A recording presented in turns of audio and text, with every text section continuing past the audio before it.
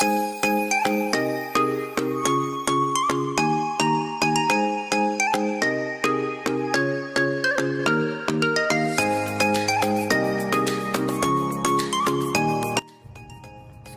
warahmatullahi wabarakatuh. Saya Aryananda Apriansyah dari Prodi Teknik Mesin Universitas Pamulang. Di sini saya akan menjelaskan tentang biomasa dengan metode pirolisis. Energi biomasa adalah bahan yang berasal dari makhluk hidup, termasuk tanaman, hewan, dan mikroba. Menjadikan biomasa sebagai sumber untuk memenuhi berbagai kebutuhan menjadi sangat menarik, sebab biomasa merupakan bahan yang dapat diperbarui. Contoh biomasa meliputi pohon, tanaman, produksi dan residu serat-serat, limbah hewan, limbah industri, dan limbah-limbah yang lain yang berupa bahan organik. Pemanfaatan energi biomasa yang sudah banyak saat ini adalah dari limbah biomasa itu sendiri, yakni sisa-sisa biomasa yang sudah tidak terpakai. Penduduk Indonesia pada tahun 2020 mencapai kurang lebih 260 juta jiwa. Kementerian Lingkungan Hidup mencatat jumlah sampah mencapai 67,8 ton. 70% diantaranya sampah plastik. Dan di sini saya sebagai mahasiswa ingin menciptakan suatu pengembangan metode dalam mengolah limbah plastik menjadi suatu bahan bakar minyak. Alternatif yang digunakan untuk mengurangi jumlah volume sampah plastik dibagi dalam 3 macam proses. Yang pertama yaitu daur ulang, yang kedua transformasi termal, dan yang ketiga transformasi biologis. Transformasi termal dibagi 3 macam pengolahan, yaitu pembakaran atau combustion, terus yang kedua gasifikasi, dan yang terakhir pirolisis. Di sini saya akan menjelaskan tentang pirolisis. Apa itu pirolisis? Pirolisis yaitu pemanasan pada kondisi bebas oksigen. Dalam proses pirolisis, komponen organik dalam bahan dapat menghasilkan produk cair dan gas yang dapat berguna sebagai sumber bahan mentah senyawa hidrokarbon. Termasuk di dalamnya adalah bahan bakar minyak. Untuk proses selebihnya dan skema pirolisis dan cara kerja pirolisis itu akan dibahas oleh teman saya yang lainnya. Baik, saya akan menjelaskan tentang ilustrasi proses pirolisis. Proses yang pertama pada pirolisis adalah mencacah sampah biomasa hingga berukuran 200 mm agar proses lebih efisien. Lalu sampah biomasa ditambahkan katalis seperti aluminium oksida. Proses yang kedua, sampah biomasa diangkut atau dimasukkan ke dalam reaktor dengan tipe screw conveyor. Sampah biomasa selanjutnya akan dipanaskan dengan suhu 350 sampai 520 derajat Celcius tanpa adanya oksigen pada reaktor. Proses kondensasi produk berbentuk gas akan dialirkan menuju kondensor agar terkondensasi menjadi fuel oil. Minyak hasil distilasi atau diesel sintetik disimpan ke dalam tangki untuk dijual kembali. Sisa padatan produk pirolisis kemudian dikumpulkan dan didinginkan pada tas penampung agar dapat digunakan kembali. Gas buangan pirolisis yang masih panas akan dialirkan ke boiler untuk memanaskan air sehingga efisiensi proses dapat meningkat. Produk gas kemudian dialihkan ke combustion chamber pada suhu 1300 derajat Celcius untuk memanaskan boiler dan menggerakkan turbin. Assalamualaikum warahmatullahi wabarakatuh. Saya Windy Riawati dari WTE 07 untuk mata kuliah Mesin Konversi Energi semester 5 dari Universitas Pamulang. Saya akan memberikan penjelasan dari teman saya tentang biomasa pirolisis, yang sekarang saya akan menjelaskan datanya, data kuantitatifnya dari salah satu penelitian di Universitas Islam Indonesia. Saya ambil tentang bagian hasil biomasa ampas tebunya, tentang penelitian ampas tebunya. Di sini terlihat dari hasil pirolisis ampas tebu itu redemennya, berarti ada bentuk bioilnya, ada tar, arang, sama gas. Terus ini untuk ukuran partikelnya, masing-masing terbagi menjadi dua, ada min 20 plus 30 sama dengan min 30 plus 40 mes ukuran standar partikelnya. Terus di sini menggunakan temperatur 450 derajat, 500 sama 550. Ini merupakan grafik untuk yield pirolisis untuk ukuran min 20 plus 30 ukuran pertamanya. Yang ini diagram untuk pengaruh temperatur pada hasil pirolisis ukuran UK1.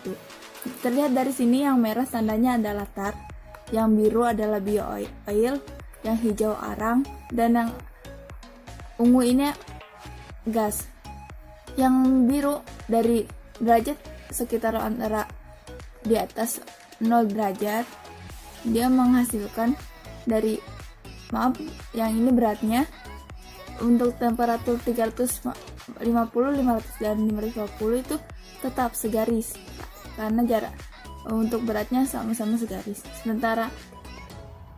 Sementara untuk bioilnya di 450 dia berada di 25, sekitar 25 atau 25 ke bawah, pokoknya antara 20 dan 25. Terus untuk 500 nya berada di 25, kita ambil titik garis tengah. Dan untuk yang 550 pada suhu tersebut kita ada di 225%. Nah, berarti menandakan kalau untuk bioilnya dia mengalami kenaikan setelah itu stabil. Kalau untuk yang arangnya pada suhu 450 dia 30, dan di 500 dia juga 30%. Namun saat ke 550 dia turun 5%, nah itu sekitar 225%. Lalu kita lihat yang bagian gas, dia mengalami turun naik. Itu dilihat dari yang kata 450 nya 45, lalu di 500 dia 40%, dan 550 ada di 45%. Lalu kita pindah ke yang untuk partikel keduanya. Untuk yang tar dia tetap sama, sejajar, tidak mengalami perubahan. Kalau untuk yang bioilnya, untuk kenaikannya dengan ukuran pertama tadi, dia kenaikannya tidak terlalu signifikan atau tidak terlalu banyak. Kalau yang sebelumnya itu cukup banyak, sekarang tidak. Terus lalu untuk yang ukuran pertama, untuk di 550 itu sejajar dengan derajat pertama, derajat kedua, untuk derajat ketiga sekarang naik. Untuk itu lalu kita lihat yang bagian gas. Kalau gas pada ukuran kedua ini dia mengalami ketetapan, yaitu sekitar 41-42 karena tidak pas garis tengah, jadi di antara itu. Untuk turunnya ke 40 berarti hanya mengalami sedikit penurunan dan kenaikannya pun sedikit. Baiklah, terima kasih. Untuk penjelasan selanjutnya akan diberikan oleh teman saya. Ya.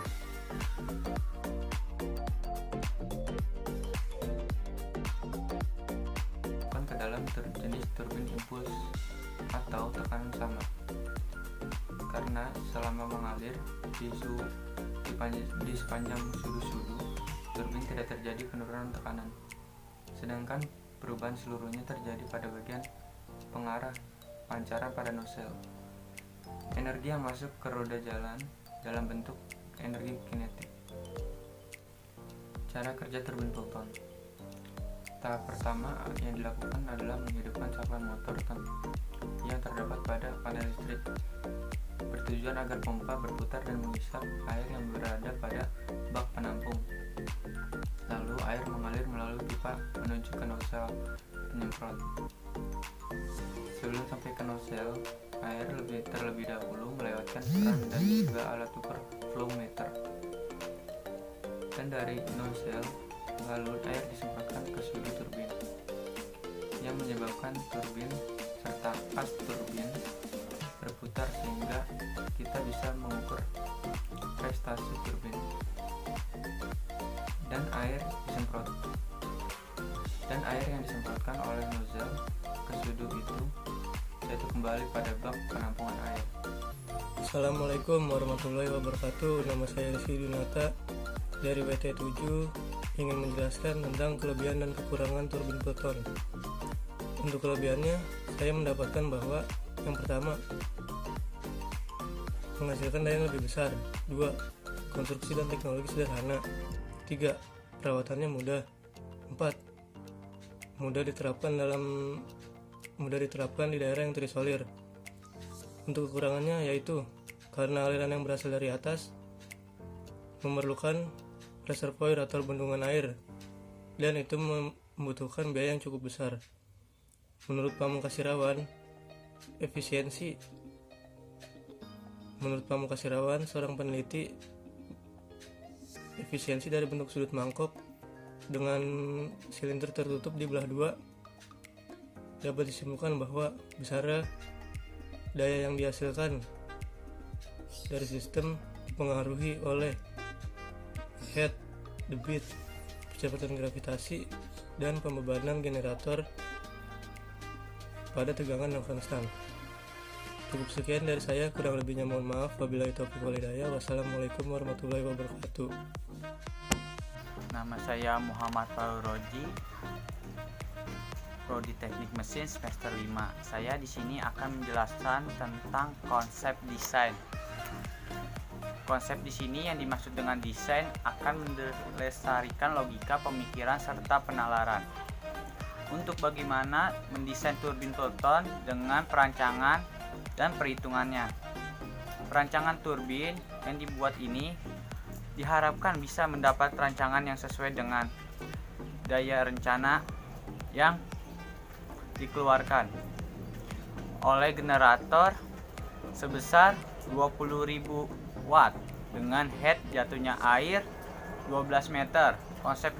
Konsep desain dapat dilihat pada gambar 3 dan 2 di bawah ini.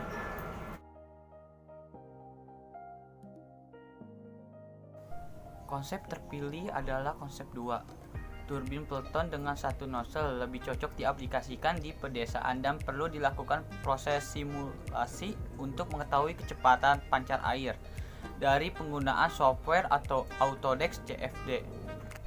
Jumlah nozzle pada desain 1 dan pada konsep 2 berjumlah 2 nozzle yang kurang cocok dipakai di pedesaan karena dibutuhkan debit air yang besar. Rangka desain pertama menggunakan jenis besi UNP 100 meter, sedangkan rangka konsep kedua menggunakan besi plat mild steel 10 mm 100 x 500 yang cukup kokoh dalam mengaplikasikan.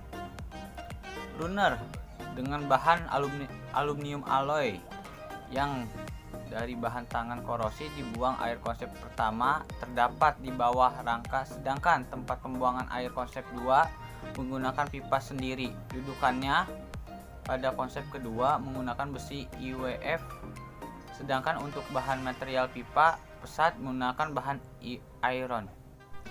Penjelasan komponen-komponen turbin Pelton. Pipa pesat memiliki fungsi pengaliran air dari head yang meninggalkan ke nozzle. Selanjutnya, nozzle adalah bagian penting dari turbin yang berfungsi menambahkan air ke sudut turbin. Sudut turbin terbentuk mangkuk yang dipasang di sekeliling roda jalan atau runner dan generator, berfungsi sebagai alat untuk mengubah energi mekanik menjadi kinetik. Sekian, makasih. Bismillahirrahmanirrahim. Assalamualaikum warahmatullahi wabarakatuh. Perkenalkan, nama saya Muhammad Rizka Padi dari Prodi Teknik Mesin semester 5. Saya akan melanjutkan pembahasan tentang turbin Pelton dari teman-teman saya, yaitu tipe turbin. Tipe turbin Pelton ini dibagi menjadi dua, yaitu horizontal dan vertikal. Nah, untuk horizontal ini biasanya banyak digunakan untuk turbin head kecil hingga menengah. Nah, biasanya turbin ini membutuhkan beberapa nozzle untuk memutarkan rodanya itu. Semakin banyak nozzle yang digunakan, maka semakin bisa ditingkatkan pula kecepatan dari putarannya. Nah, maka semakin cepat putaran suatu turbin itu, maka akan semakin murah. Yaitu misal kita satu turbin menggunakan 2 roda dibandingkan dengan 2 turbin menggunakan 2 roda, maka akan lebih efisiensi dan lebih murah menggunakan satu turbin dengan 2 roda. Nah, yang kedua itu tentang turbin Pelton. Turbin Pelton vertikal. Nah, untuk vertikal ini hampir sama seperti turbin yang horizontal, cuma beda penempatannya. Penempatannya ini lebih ke datar. Nah, dan membutuhkan beberapa nozzle untuk memutarnya dan untuk menghasilkan daya yang lebih besar. Nah, untuk yang vertikal ini biasanya digunakan pada height yang lebih besar atau lebih tinggi. Nah, menggunakan beberapa dari 4 sampai 6 nozzle. Nah, untuk prinsip turbin ini sudah dibahas oleh teman saya, yaitu mengkonversi fluida air menjadi daya poros. Nah, daya itu untuk memutarkan poros. Poros itu sehingga daya fluida air itu menghasilkan energi mekanik. Nah, yang putaran roda itu diteruskan lagi, dihubungkan dengan generator listrik untuk menghasilkan energi listrik. Nah, untuk sekarang kita akan membahas tentang rumus perhitungannya dan perencanaannya. Nanti akan saya tampilkan di gambar. Misalkan untuk mencari kedalaman sungai, Y itu sama dengan Q per GB kuadrat atau pangkat 1/3, di mana Y itu kedalaman sungai dan G itu percepatan gravitasi dan B itu lebar sungai. Nah, untuk mencari debitnya itu Q sama dengan P per A, di mana Q itu kecepatan aliran dan A itu luas penampangnya. Nah, untuk selanjutnya yaitu headnya atau tinggi aliran jatuhnya. Head itu S per sin cos per sin theta. Nah, di mana S itu jarak air jatuh dan H itu head efisiensi dengan satuan meter. Nah, untuk kecepatan pancarnya itu bisa kita lihat di sini. C1 sama dengan KC akar 2G kali H, di mana KC itu koefisien nozzle. Nah, untuk kecepatan tangensialnya U sama dengan C1/2, yaitu kecepatan pancar air dibagi 2. Nah, untuk perhitungan sudu air itu D sama dengan 60 kali kecepatan tangensial dikali I, di mana ini ada angka perbandingan putarannya. Nah, per Pi kali N generator. Itu N generator ini biasanya efisiensi generatornya. Nah, untuk perhitungan pipa pesatnya di sini, untuk mencari perhitungan pipa pesat, luas penampang dari pipa itu sama dengan Q per C1, di mana Q adalah debit dan C1 itu adalah kecepatan pancar air. Nah, untuk mencari D, misalkan diameter dari pipa tersebut, itu D sama dengan akar dari 4 kali luas penampang dibagi pi. Untuk perhitungan dayanya gitu, itu P out sama dengan generator dibagi P generator dibagi efisiensi generator atau N generator. Nah, untuk Q-nya itu misalkan kita mencari Q, diketahuinya gravitasi, terus massa air dan P-in. P-in itu daya airnya, kecepatan daya air. Nah, untuk selanjutnya kita akan membahas tentang itu cara kerjanya. Itu kita yang sudah dibahas oleh Roji. Dan di sini kan kita diketahui tadi dibahas P generatornya itu 2000 watt. Nah, dan N generator itu atau efisiensi generatornya itu 0,8. Nah, untuk gaya gravitasinya diketahuinya ini gaya gravitasinya 9,8 dan H itu sama dengan 12 meter. dan KC itu sama dengan 0,97. KC ini kan koefisien nozzle dan I itu 1,5. PN itu 30.000. Nah, untuk perhitungan dan perancangannya kita mencari POut-nya dulu. POut-nya ini atau daya kita untuk mencari daya pengeluaran turbinnya itu P generator dibagi efisiensi generator dikali 100%, yaitu 20.000 dibagi 0,8 sama dengan 25.000. Nah, untuk mencari debitnya itu kita sudah diketahui di sini. Bisa kita lihat kan P daya airnya itu dibagi energi potensial itu 30.000 dibagi 1.000 dikali 9,6 dikali 12 sama dengan 0,255 meter kubik persegi. Nah, untuk C1 nya ini kita dengan KC sama dengan 2 kali G kali H, dimana KC itu koefisiensi nozzle-nya 0,97. Oh iya, koefisiensi nozzle itu biasanya 0,96 sampai 0,98. Kita ambil yang 0,97. Itu akar 2 kali percepatan bergravitasinya dikali dengan tingginya, yaitu 12 meter sama dengan 14,88 meter per sekon. Nah, untuk U-nya ini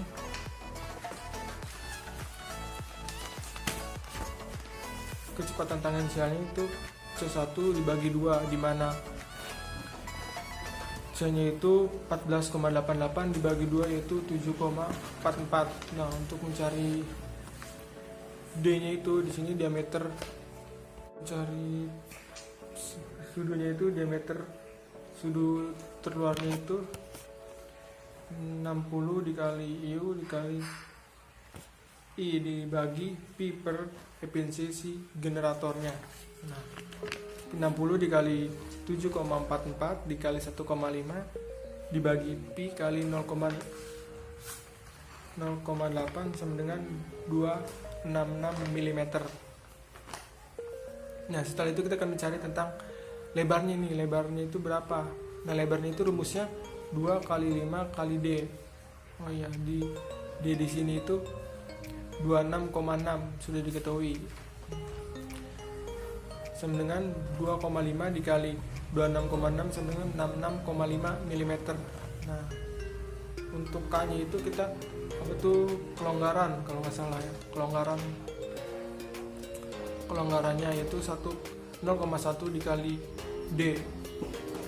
Itu 0,1 dikali 266 sama dengan 26,6 mm. Nah, selanjutnya kita akan mencari tingginya, yaitu rumusnya itu 0,9 dikali D, dimana 0,9 dikali 26,6 sama dengan 23,94. Nah,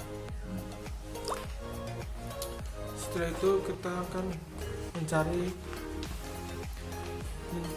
luas penampang dari pipa. Nah, di sini luas penampang pada pipa itu A sama dengan Q dibagi C1 sama dengan 0,017. Di pipa ini 4 itu, dan kita mencari diameternya jika dibutuhkan itu akar dari 4 kali alfa kali pi, terus sama dengan akar 4 dikali 0,017 dibagi pi sama dengan 0,15. Nah, sudah diketahui semuanya. Nah, jadi hasilnya makanya untuk perhitungan POut-nya itu 25.000 watt dan debitnya itu 0,055 dan kecepatan pancarnya airnya itu 14,8 dan kecepatan tangensialnya itu 7,44 dan diameternya itu 266 mm dan lebarnya itu 66,5 dan kelonggarannya itu 26,6 mm dan tingginya itu 23,94. Dan di sini luas penampangnya itu 0,017 dan diameter pipanya itu 0,15.